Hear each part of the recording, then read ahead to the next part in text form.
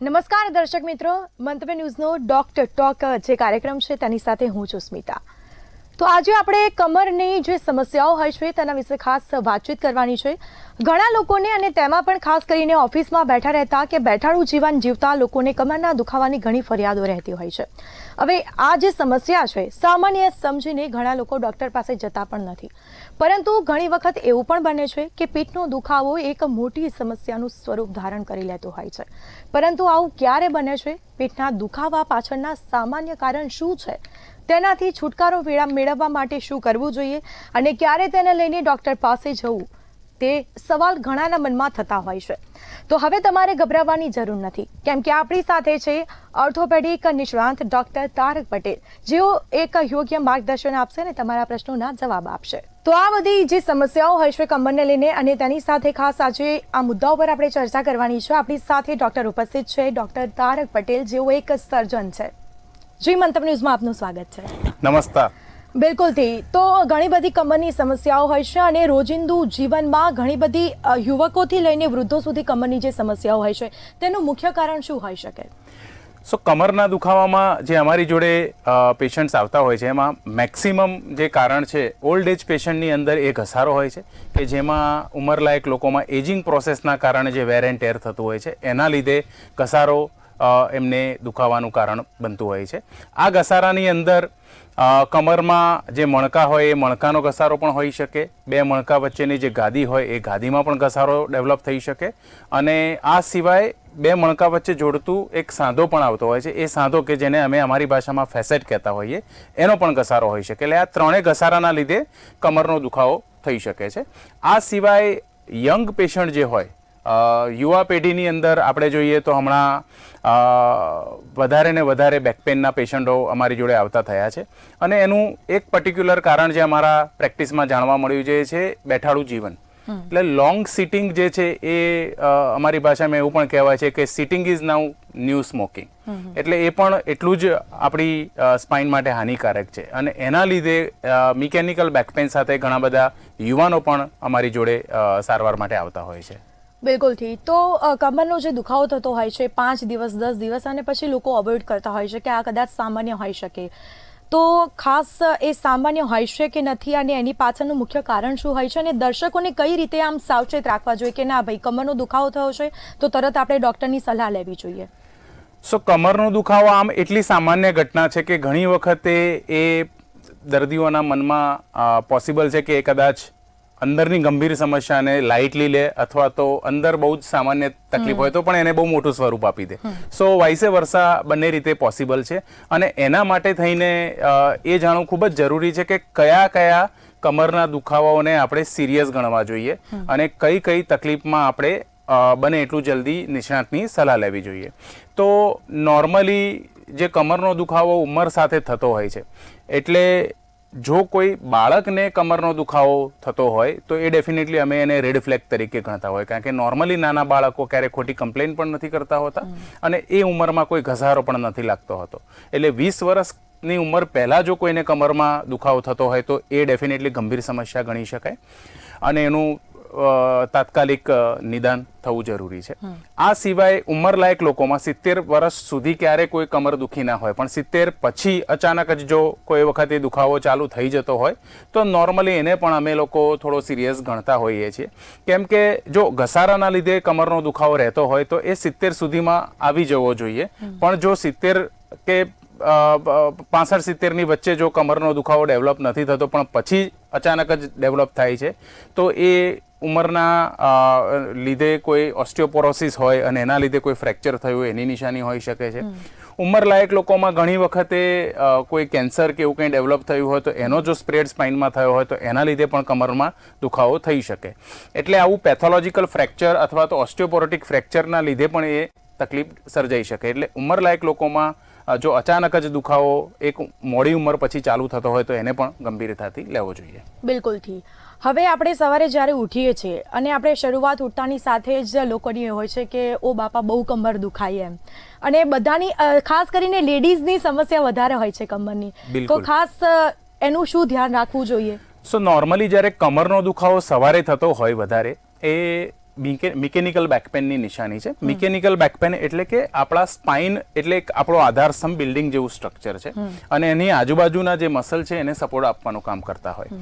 હવે જ્યારે આપણે આખી રાત જ્યારે 8 કલાકની ઊંઘ લેતા હોઈએ ત્યારે કેમ કે આપણે એકદમ લાઇંગ ડાઉન પોઝિશનમાં હોઈએ એટલે એ મસલ્સને કોઈ બહુ કામ કરવાનું રહેતું નથી, એટલે મસલ્સ એકદમ રિલેક્સ પોઝિશનમાં આવી ગયા હોય અને સડનલી જ્યારે આપણે સવારે ઉઠીએ એટલે સડનલી મસલ્સને કામ ચાલુ કરવાનું થાય, પણ એ જ્યારે કામ કરી અને ટાઈટ થાય એની પહેલા જે શરીરનો ભાર છે એ ગાદી ઉપર વર્તાતો હોય અને એના લીધે મોર્નિંગમાં એટલે તમે ટિપિકલ જોજો કે મોટાભાગના આવા પેશન્ટ્સ હશે ને તો એમને સવારે 1 કલાક 1.5 કલાક પેઇન રહેશે, પણ પછી એક વખત મુવમેન્ટમાં આવી જશે, મસલ્સ જ્યારે ટોનઅપ થઈ જશે પછી એ દુખાવો જતો રહેતો હોય. એટલે કદાચ આપ એવું કહેવા માંગો છો કે આ સામાન્ય હોય છે, કઈ એટલું બિલકુલ. સો મોર્નિંગ પેન એ મિકેનિકલ બેક પેનની નિશાની છે અને એ ખાલી અને ખાલી કમરના મસલ્સ સ્ટ્રેન્થન કરવાથી કે એને સ્ટ્રોંગ બનાવવાથી ડેફિનેટલી મટાડી શકાય છે.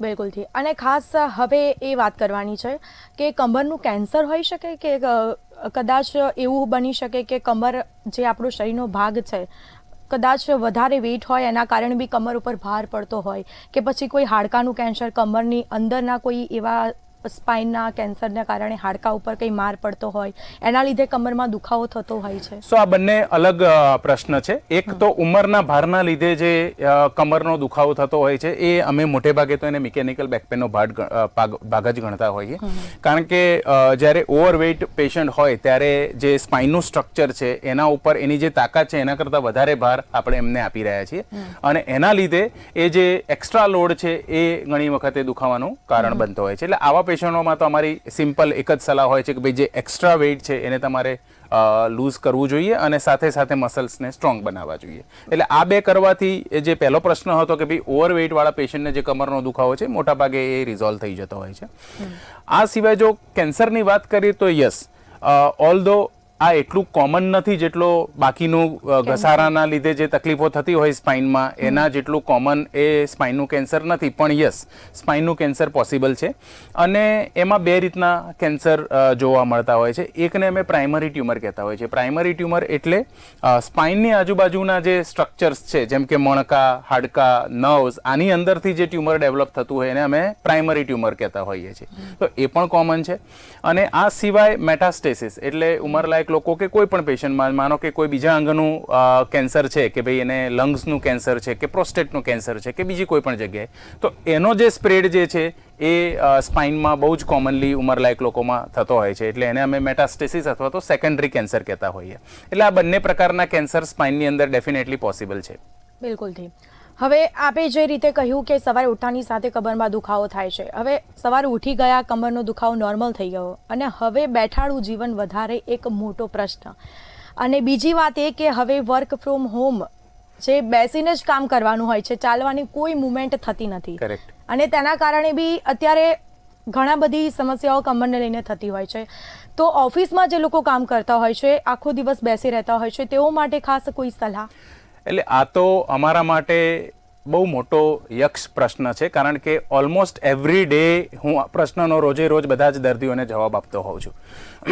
એવરી ઓલ્ટરનેટ પેશન્ટ્સને મારે એમને આ જ સમજાવવાનું થતું હોય છે, કારણ કે આ એ જે બેઠાડું જીવન અને સિટિંગ પોસ્ચરના કારણે સ્પાઇનના પ્રોબ્લેમ્સમાં બહુ જ વધારો થઈ ગયો છે રિસેન્ટલી. અને એટલા માટે જ આ જેમ તમે કહ્યું એમ work from home, IT industry, banking industry, accounting industry, એ જે લોકોને એકચ્યુઅલી ડેસ્કટોપ પર બેસીને જ કામ કરવાનું છે એવા લોકોને આ બહુ જ તકલીફ આપી રહ્યું છે. અને એનું જો સાયન્ટિફિક કારણ જોવા જોઈએ, આ કોઈ આર્બિટ્રેરી કે આપણે ગેસ વર્ક નથી કરતા, એનું સાયન્ટિફિક રીઝન છે. એક સ્ટડી પ્રમાણે સાયન્ટિસ્ટ જે હતા એમણે સ્પાઇનમાં જે બે મણકા વચ્ચેની ગાદી હોય એમાં અલગ અલગ પોઝિશનમાં એ ગાદીમાં કેટલું પ્રેશર જનરેટ થાય છે એ માપવા માટેનો એક પ્રયોગ કર્યો. અને એ પ્રયોગમાં એ લોકોએ જે સિમ્પલ આપણે ઊભા રહેવાવાળી પોઝિશન છે એના પ્રેશરને 100% ગણી લીધું અને એની કમ્પેરિઝનમાં અલગ અલગ પોઝિશનમાં કેટલું પ્રેશર જનરેટ થાય છે એ માટે અલગ અલગ પોસ્ચર્સને કમ્પેર કર્યું. તો આમાં સિટિંગ પોસ્ચરમાં ઓલમોસ્ટ નોર્મલી જે આપણે લાઇંગ ડાઉન હોઈએ અથવા ઊભા હોઈએ એના કરતાં 1.5 ગણું વધારે પ્રેશર આવે. એટલે હું ઊભો છું અને હું બેઠો છું તો મારી ગાદી ઉપર 1.5 ગણું પ્રેશર વધારે જનરેટ થાય છે. આ સિવાય બેસવામાં પણ સપોર્ટેડ સિટિંગ હશે તો જ 1.5 ગણું છે, પણ જો હું અનસપોર્ટેડ એટલે મારી પાછળ જો કોઈ પ્રોપર બેકને સપોર્ટ નહીં મળતો હોય તો આ જ પ્રેશર 1.8 ટાઈમ્સ થઈ જાય છે. ઓકે, એટલે આ તમે જુઓ તો ઓલમોસ્ટ 100 kg વેઇટ પરની જગ્યાએ when you are sitting then your spine is experiencing 150 kg weight and when you are sitting without support ત્યારે તો ઓલમોસ્ટ 185 kg જેટલું વેઇટ તમારી ગાદી પર આવતું હોય. એટલે આ તમે જોવા જાઓ પર્સન્ટેજ વાઇઝ તો આ પ્રેશરના લીધે થઈને સ્પાઇનની જે ગાદી હોય એના ઉપર ખૂબ જ ઘસારો લાગતો હોય છે અને એના લીધે થઈને આ બેક પેઇન ડેવલપ થતું હોય છે. એટલે મારી મોટાભાગના પેશન્ટોને એક જ સલાહ હોય છે કે જ્યારે સિટિંગના કારણે જો તમારું સિટિંગ જોબ હોય તો એમાં મેક શ્યોર કરવાનું કે every 40-45 minutes take a small break, get up, એની જગ્યાએથી ઊભા થઈ થોડા રિલેક્સ થઈ જાઓ, થોડું બોડીને સ્ટ્રેચ કરો. અને બીજું કે તમારી જે પણ પોસ્ચર છે, જે બેસવાની પ્રક્રિયા છે, એમાં ઓલવેઝ પાછળ પ્રોપર બેક સપોર્ટ હોય એ વાતનું ધ્યાન રાખવું જોઈએ. હા, બિલકુલથી. હવે જ્યારે કમરનો દુખાવો થતો હોય છે તો શરૂઆતમાં દુખાય છે અને પછી કદાચ લોકો અવોઇડ કરતા હોય છે અને પછી પાછળથી કદાચ વધારે પ્રોબ્લેમ થાય તો એનું કારણ દવાથી કે પછી ઓપરેશન કરવું જરૂરી હોય છે કે પછી એ દુખાવા ઉપર ડિપેન્ડ છે? હા, એટલે કમરના દુખાવામાં આમ ઓપીડીમાં અમારી જોઈએ ને તો 80% દર્દીઓને અમે ઓપરેશન વગર જ મટાડતા હોઈએ. એટલે સર્જરીની વાત જ્યારે આવે ત્યારે લોકોને એવું થાય કે ભાઈ સ્પાઇન સર્જનને બતાવવા જઈશું તો સર્જરી જ એડવાઇસ થશે, પણ એવું નથી હોતું. અમારા ત્યાં 80% પેશન્ટ્સમાં અમે વિધાઉટ સર્જરી એટલે કે દવા અને કસરત અને અમુક જે ડૂઝ એન્ડ ડોન્ટ્સ, જે શું શું વસ્તુઓનું ધ્યાન રાખવું એટલી સલાહથી જ એમની પ્રોબ્લેમ્સને દૂર કરતા હોઈએ. ઇવન ગાદી જે ખસી ગયેલા પેશન્ટ્સ હોય એવા પેશન્ટ્સમાં પણ અમે 80-90% પેશન્ટ્સમાં દવા અને આરામથી જ મટાડતા હોઈએ છીએ. એટલે હાર્ડલી 15-20% દર્દીઓ જેવા હોય છે કે જેમને સ્પાઇનમાં સર્જરીની જરૂર પડતી હોય છે. બિલકુલ. હવે કમરનો જે દુખાવો થતો હોય છે તો આપણે કદાચ એવું બની શકે કે શરૂઆતમાં કસરત કરીએ તો પછી દવાની પણ જરૂર નથી પડતી? સો મોટાભાગના મારા કમરના દુખાવાના પેશન્ટ્સ જે હોય એમને હું દવાની અંદર પર્ટિક્યુલરલી પેઇન કિલર બહુ આપતો નથી અને આઈ પ્રિફર કે શરૂઆતમાં ખાલી પેઇન ઓછું કરવા માટે 1-2 અઠવાડિયા સુધી પેઇન કિલર આપતા હોઈએ. લોંગ ટર્મ અને પરમેનન્ટ ક્યોર જે છે એ તો ફિઝિયોથેરાપીથી જ મળતી હોય છે અને કસરત કરીને જો સ્પાઇન સ્ટ્રોંગ હશે તો લોંગ ટર્મ દવા લેવાની જરૂર નથી પડતી હોતી. પણ મોટાભાગના દર્દીઓ આ વસ્તુને અને આ વાતને નજરઅંદાજ કરતા હોય છે અને એના માટે એમને એવું લાગે કે સાહેબે દવા લખી છે, દવાનો કોર્સ કરશું અને દુખાવો મટી જશે.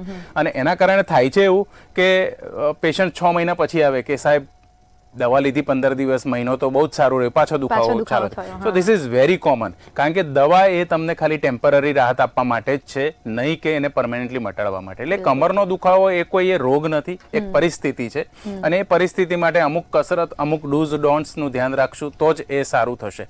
એટલે આ એક લાઈફ લોંગ પ્રક્રિયા છે. આ એવું નથી કે તમે ખાલી 15 દિવસ કરી લીધું અને તમારું કામ થઈ ગયું, એવું નથી થતું હતું. બિલકુલ. હવે બીજી વાત એ કમર દુખાવાની, છોકરીઓને હિલ્સ પહેરવાનો વધારે શોખ હોય છે તો એ હિલ્સ પહેરવાના કારણે એ કમર ઉપર માર પડી શકે, કન્ટિન્યુ ઊભા રહેવાનું કે પછી ચાલવાનું થાય તો? 100%. કારણ કે જ્યારે હાઈ હીલ પહેરીને ચાલતા હોય ત્યારે બોડીમાં બાયોમિકેનિકલ ચેન્જીસ આવતા હોય છે, બોડીનું સેન્ટર ઓફ ગ્રેવિટી ચેન્જ થતું હોય છે અને આ બધી વસ્તુઓનો જે લોડ છે તો ડેફિનેટલી સ્પાઇન પર જ જતો હોય છે. એટલે જો શોર્ટ ટાઈમ માટે પહેરીને કોઈ ફંક્શનમાં કરવાનું હોય that is all together a different thing. પણ જો લાંબા સમય અથવા રોજે રોજ હાઈ હીલ પહેરવાની જો આદત હોય તો પછી ડેફિનેટલી એ લાંબા ગાળે કમરને નુકસાન કરી શકે છે. પર્ટિક્યુલરલી એવા ફૂટવેર કે જેમાં પગની નોર્મલ પોઝિશનમાં 2 પ્રકારની હાઈ હીલ આવતી હોય છે. એક આખું પ્લેટફોર્મ જેવું જ આવતું હોય કે જેમાં આખો પગ જ ઉચકાતો હોય, સો એમાં લગભગ બહુ વાંધો નહીં આવે. પણ જ્યારે તમારો પગ એકદમ ત્રાંસી પોઝિશનમાં હોય એ પ્રકારની હાઈ હીલ જો લાંબો સમય પહેરવામાં આવે તો 100% એનો લોડ સ્પાઇન પર આવશે જ અને એના લીધે લાંબા ગાળે નુકસાન થઈ શકે છે. એટલે કમરને ઘણી બધી રીતે નુકસાન થઈ શકે, પછી ઓપરેશન કરાવવું પડે કે એવું કોઈ હોય છે? સો સર્જરીના ઇન્ડિકેશન્સની વાત કરીએ તો ઘસારાવાળા જે પણ પેશન્ટો અમારા ત્યાં આવતા હોય છે એમાં જો અલગ અલગ કેટેગરીઝના પેશન્ટ હોય, એમાં જો ગાદી ખસેલા પેશન્ટ હોય તો એમાં અમે 80% પેશન્ટમાં દવાથી મટાડતા હોઈએ. જે પેશન્ટને કોઈ ન્યુરોલોજીકલ વીકનેસ એટલે કે હાથ કે પગમાં ક્યાંય કોઈ નર્વ્સ કામ નથી કરી રહી, મુવમેન્ટ ઓછી થઈ રહી છે, કોઈક પેશન્ટને ઘણી વખત યુરિન ટોયલેટનો કંટ્રોલ જતો રહેતો હોય છે, ચાલવાનું બેલેન્સ જતું રહેતું હોય છે, તો આવા ન્યુરોલોજીકલી ઇન્વોલ્વમેન્ટવાળા કેસીસ છે એમાં તો ડેફિનેટલી સર્જરી વગર ઓપ્શન નથી હોતો. આ સિવાય જે સ્લીપ ડિસ્કવાળા પેશન્ટ હોય એમને મોટે ભાગે અમે ટેમ્પરરી મેડિસિન અને પેઇન ઇન્જેક્શનથી પણ મટાડી શકીએ છીએ.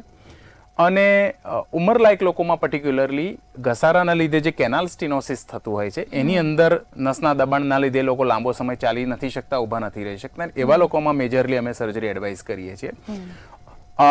જો કે આ એક સર્જરી ક્વોલિટી ઓફ લાઈફ સર્જરીનું નામ અમે એમને આપેલું છે, જસ્ટ લાઈક ની રિપ્લેસમેન્ટ, કે ના કરવાથી બીજું કંઈ થતું નથી, પણ દર્દીઓ લાંબા સમય સુધી પેઇન સહન કરવું પડતું હોય છે. બીજું એમની એક્ટિવિટી ઘણી ઓછી થઈ જતી હોય છે, એટલે એ લોકોને લાંબો સમય ઊભા રહેવું હોય કે ચાલવું હોય તો એ કરી શકતા નથી. થોડી વારમાં એમને બેસી જવાની ઈચ્છા થાય છે. એટલે આવા કેસીસમાં તો ક્વોલિટી ઓફ લાઈફ ઇમ્પ્રુવમેન્ટ માટે અને પેઇન મટાડવા માટે અમે ઓલવેઝ સર્જરી રિકમેન્ડ કરતા હોઈએ છીએ. બિલકુલ જી. હવે આપે જે કહ્યું કે ગાદી ખસી જવી, હવે 10માંથી 7 લોકોને અત્યારે એવી સમસ્યા છે કે ગાદી ખસી ગઈ છે એમ. તો ગાદી ખસી જાય એ મોટી સમસ્યા કહી શકાય, અને પ્લસ એને દવાથી આપણે કંટ્રોલ લાવી શકીએ. પ્લસ બીજી વાત એ કે એક્સરસાઇઝ કરવી કમ્પલસરી છે એની માટે, અને ખાસ શું ધ્યાન રાખવું? ઓકે, સો ગાદી ખસવું ને એ બહુ મોટી બ્રોડ ટર્મિનોલોજી છે. ગાદી ખસવાને આપણે ઇંગ્લિશમાં સ્લીપ ડિસ્ક કહીએ છીએ, અને એ બહુ જ કોમનલી પ્રચલિત શબ્દ છે. હવે સ્લીપ ડિસ્કની અંદર, સ્લીપ ડિસ્ક એટલે શું કે ભાઈ ડિસ્ક છે એ સ્લીપ થઈ ગઈ છે, થોડી ખસી ગઈ છે, બરાબર. હવે એની અલગ અલગ પ્રકારની પેટર્ન આવતી હોય છે. મોટા ભાગના લોકોમાં ઉંમર સાથે વેર એન્ડ ટેર થવાથી થોડી તો ગાદી બધાને ખસતી જ હોય છે, અને એના લીધે બીજો કોઈ સમસ્યા નહીં, પણ ક્રોનિક કમરનો, લાંબા ગાળાનો કમરનો દુખાવો થતો હોય છે, અને એના માટે અમે લોકો ફિઝિયોથેરાપી આપતા હોઈએ છીએ.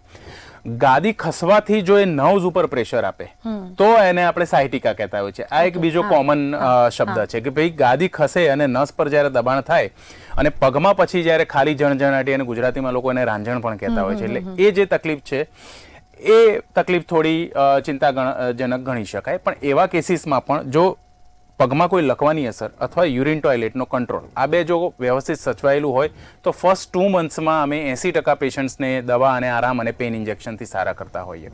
પણ જો દર્દીને 2 મહિનાના ટ્રાયલ પછી પણ જો પગના દુખાવામાં કે સાયટિકામાં રાહત ના થાય તો એવા કેસીસમાં અમે લોકો સર્જરી એડવાઇસ કરતા હોઈએ છીએ.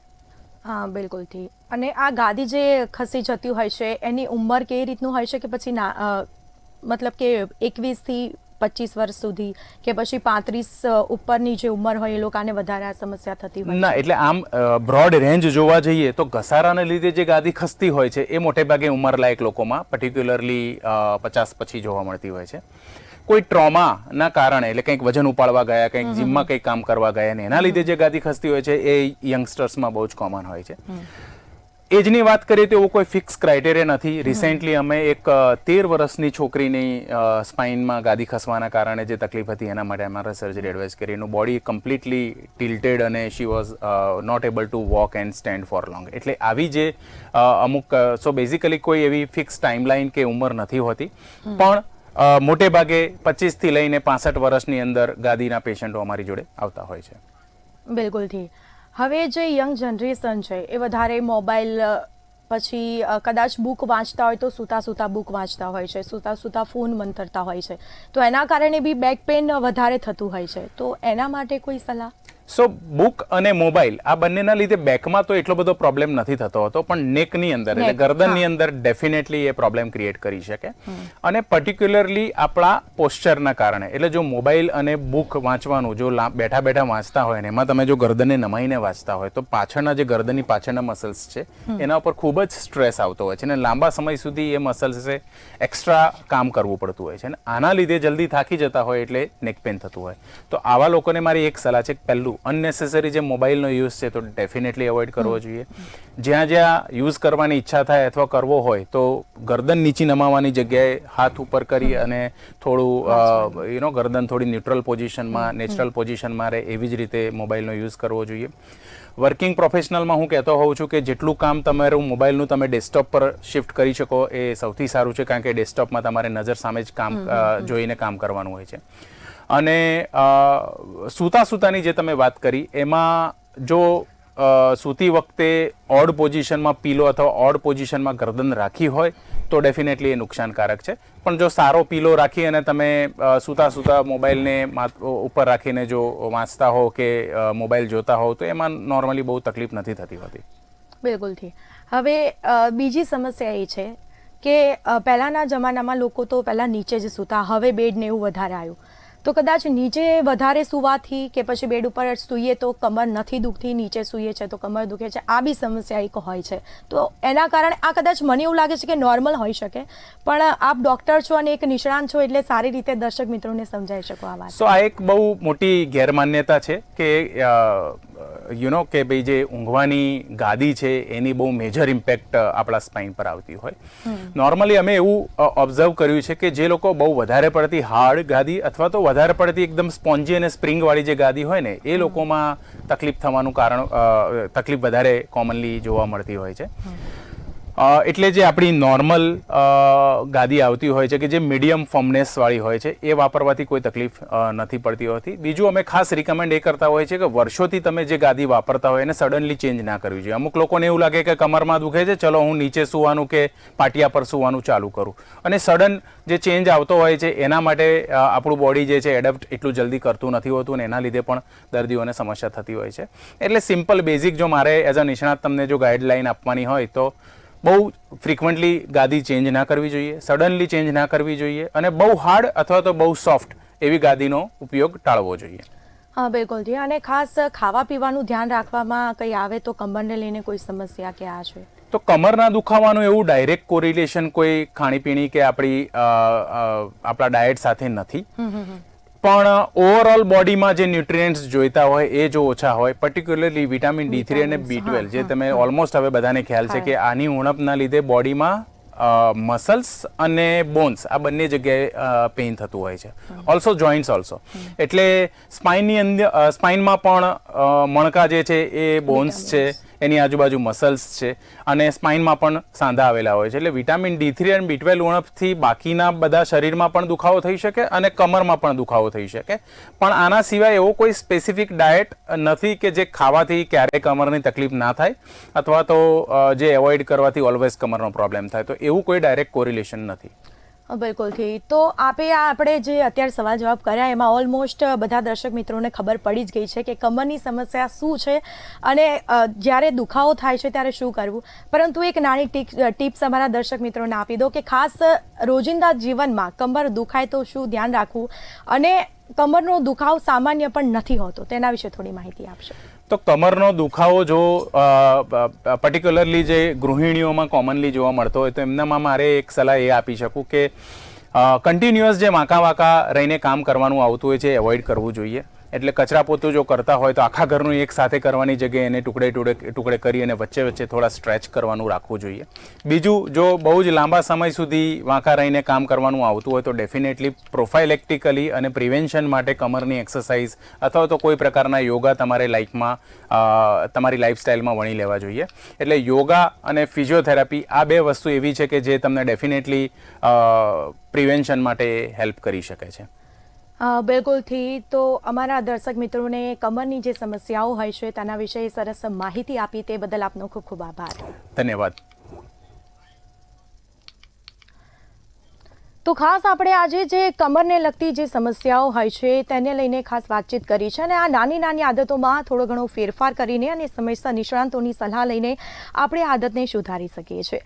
તો ફરી મળીશું એક નવા મુદ્દા સાથે. મને રજા આપશો. નમસ્કાર.